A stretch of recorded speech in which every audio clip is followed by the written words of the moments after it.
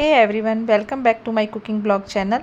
तो चलिए आज की रेसिपी आपके साथ शेयर करती हूँ, लेकिन उससे पहले मैं आपसे कहना चाहूँगी कि अगर मेरा वीडियो आपको पसंद आता हो तो प्लीज़ मेरे चैनल को लाइक एंड सब्सक्राइब ज़रूर करें, क्योंकि यूट्यूब का कुछ क्राइटेरिया है, उसे तो मुझे कंप्लीट करना ही पड़ेगा। तो आपके प्यार और सपोर्ट से ही ये हो सकता है। तो प्लीज़ वीडियो पसंद आती हो तो सब्सक्राइब ज़रूर करें। और चलिए आज की रेसिपी जो मैं आपके साथ शेयर करूँगी, तो आज बनाएंगे कुछ मीठा और खीर बनाएंगे, लेकिन कुछ अलग तरीके से, जो खाने में सुपर टेस्टी लगेगी। और मेरे हस्बैंड को खीर बहुत ज़्यादा पसंद है और हस्बैंड के साथ बच्चे लोगों को भी बहुत ज़्यादा पसंद है। तो मैंने सोचा कि क्यों ना सबसे पहले तो खीर बना ली जाए, और खीर मुझे भी थोड़ी ज़्यादा ही पसंद है।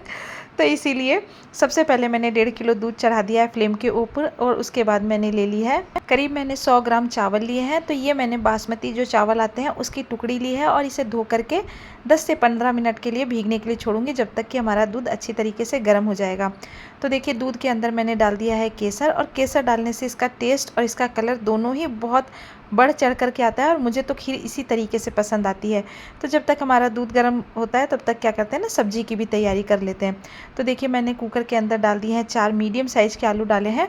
और आपको ये आलू लाल लग रहे होंगे, तो हाँ, आजकल मार्केट में इसी तरीके के आलू आते हैं, तो ये थोड़े मीठे कम होते हैं।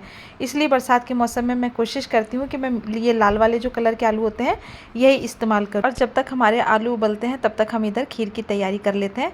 तो देखिए दूध अच्छी तरीके से जब उबलने लग जाए, यानी कि दूध में से धुआं निकलने लग जाए, उसके बाद आप इसके अंदर जो चावल मैंने धो करके 10 मिनट भीगने के लिए छोड़ दिया था, इन चावलों को मैंने धो करके डाल दिया है दूध के अंदर। तो देखिए आप जब भी चावल बनाएं तो आप 1 किलो दूध के अंदर 50 ग्राम चावल तो कम से कम डालना ही ज़रूरी है। तो ये करीबन 1.5 किलो दूध है, तो मैंने इसे अंदाजे से लगभग 100 ग्राम के आसपास दूध में चावल डाले हैं। और अब चावल डाल देने के बाद इधर हमारे कुकर में भी सीटी आ गई है। तो जब तक आलू उबल रहे हैं तब तक और कर लेते हैं आगे की तैयारी। तो आज मैं बनाऊँगी भरवा परवल। ये मुझे बहुत ही टेस्टी लगते हैं, और मैंने आपको पहले भी बताया है कि मैं राजस्थान में रहती हूँ, तो यहाँ जो ये परवल है ना, ये बहुत मुश्किल से मिलते हैं।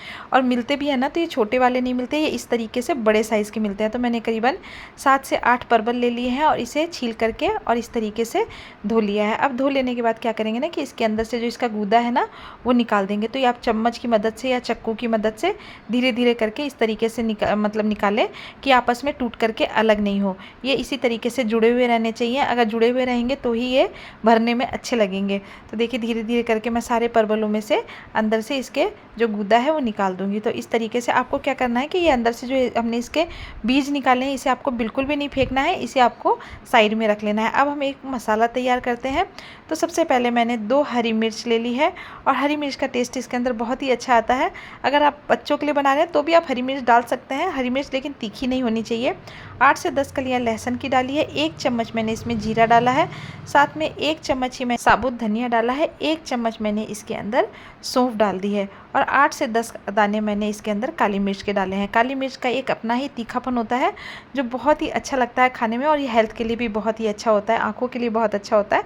तो देखिए इस तरीके से हमें क्या करना है कि इसका एक दरदरा सा पेस्ट बना लेना है, यानी कि कूट करके। अब फ्लेम के ऊपर मैंने पैन चढ़ा दिया है, और पैन में डाला है सरसों का तेल। तेल जब गर्म हो जाए तो इसके बाद क्या करेंगे ना, कि जो मसाला हमने कूट करके रखा था, यानी कि हरी मिर्च, धनिया, सौंफ, जीरा, काली मिर्च वाला जो मसाला कूट करके रखा था, इसे डाल दिया है मैंने तेल के अंदर। और तेल के अंदर डालने के बाद क्या करना है कि 1 मिनट तक इसे फ्राई कर लेना है। और अब जो परवल के अंदर से हमने बीज निकाले थे, इसे डाल देंगे इसी के अंदर, और इसको डाल देने के बाद इसे हमें कम से कम 1 से 2 मिनट तक फ्राई कर लेना है। तो देखिए 1 से 2 मिनट फ्राई कर लेने के बाद ये इस तरीके से आपको दिखाई देगा।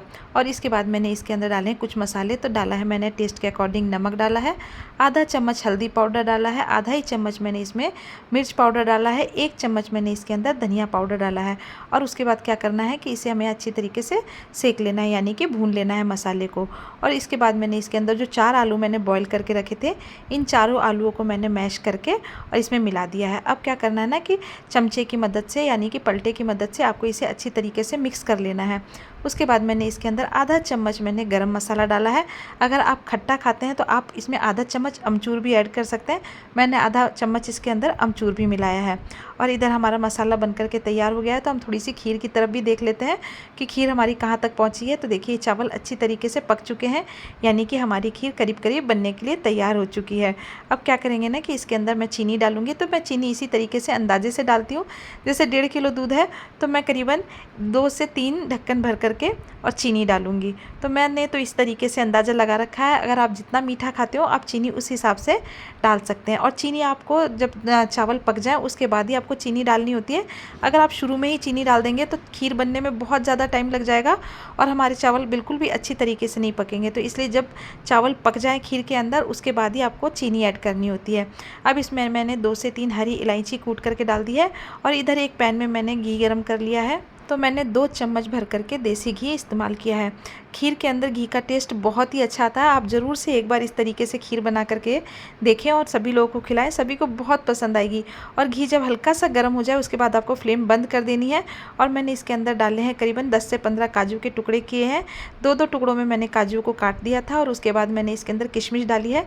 किशमिश घी के अंदर डालने से देखिए इस तरीके से फूल जाती है और घी और काजू और किशमिश का फ्लेवर इसके अंदर बहुत ही औसम आता है। तो आप एक बार ज़रूर से इस तरीके से खीर बना करके देखें। और इसके अंदर मैंने अब डाल दी है ऊपर से बादाम डाल दिए हैं। तो इस तरीके से हमारी खीर बन करके बिल्कुल हो चुकी है तैयार। और अब इधर कर लेते हैं परवल की तैयारी।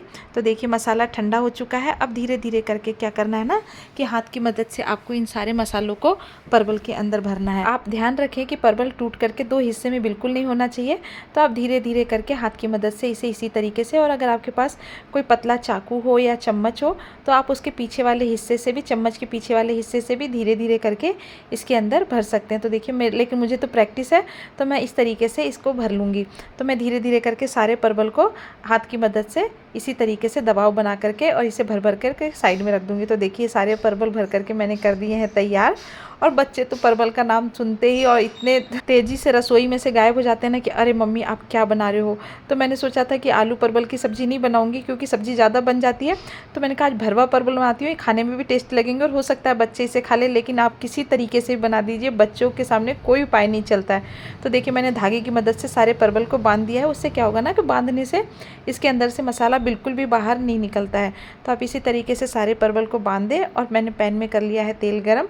और जब तेल अच्छी तरीके से गर्म हो जाए उसके बाद हमें धीरे धीरे करके परवल इसके अंदर डाल देना है और इसी तरीके से आपको इसे घुमाते हुए सेक लेना है। अब करीबन मैंने इसे ढक करके 4 से 5 मिनट तक के लिए इसे पका लिया है और ये करीब करीब 70 से 80% तक पक चुके हैं। तो आपको इसी तरीके से इसे उलटते पलटते हुए इसे पका लेना है। आप एक बार ज़रूर से इसे बनाएं। जो लोग परवल नहीं खाते होंगे उन्हें भी बहुत ज़्यादा पसंद आएगी। तो मैं तो जब भी अपने घर जाती हूँ, यानी कि मैं अपने होम टाउन बिहार जाती हूँ, तो मैं अपनी मम्मी से ज़रूर बोलती हूँ कि मम्मी प्लीज़ एक बार भरवा परवल ज़रूर बनाना। तो मेरी मम्मी बहुत ही अच्छे बनाती है भरवा परवल, तो उनसे ही मैंने ये रेसिपी सीखी है। और जब तक हमारे परवल बन करके तैयार होते हैं यानी कि पकते हैं, तब तक मैं पराठे का आटा लगा लेती हूँ। तो देखिए गेहूं का आटा लिया है मैंने, इसके अंदर डाल दी थोड़ी सी अजवाइन डाली है, साथ ही में मैंने इसके अंदर 1 चम्मच भर करके घी डाला है और उसके बाद मैंने इसके अंदर डाल दिया है पानी। और हमें आटा बहुत ही सॉफ्ट सा बना करके तैयार करना है। पराठे आप जब भी बनाएं तो आटा सॉफ्ट रहेगा तो पराठे बहुत ही सॉफ्ट बन करके तैयार होंगे। और आज मैं तिकोने वाले पराठे बनाऊंगी क्योंकि बच्चों को बहुत ही ज़्यादा पसंद आते हैं। तो घी लगा करके और इसके बाद मैंने इसके ऊपर लगा लिया थोड़ा सा आटा लगाया है और इस तरीके से मोड़ करके इसे मैं बना करके तैयार करूँगी। तो मैं आपसे फिर एक बार रिक्वेस्ट करूँगी कि अगर मेरा वीडियो आपको पसंद आता हो तो प्लीज़ मेरे चैनल को लाइक एंड सब्सक्राइब ज़रूर करें। और अगर आपको और भी कोई रेसिपी सीखनी हो तो आप कमेंट ज़रूर करें। और इस तरीके से हमारा पराठा बन करके तैयार हो गया है। तो मैंने इस पर लगा दिया है घी क्योंकि घी के पराठे बच्चों को बहुत ज़्यादा पसंद आते हैं। तो इसी तरीके से मैं धीरे धीरे करके सारे पराठे बना करके और कर लूँगी तैयार। और अब कर लेते हैं प्लेटिंग की तैयारी क्योंकि बच्चों को लग रही है बहुत ज़्यादा भूख। तो देखिए आज मैंने खाने में बनाया है खीर है, लौकी की सब्ज़ी बनाई है, आम है और साथ में भरवा परवल है, पराठे हैं। तो अब मिलते हैं नई रेसिपी के साथ। Take care.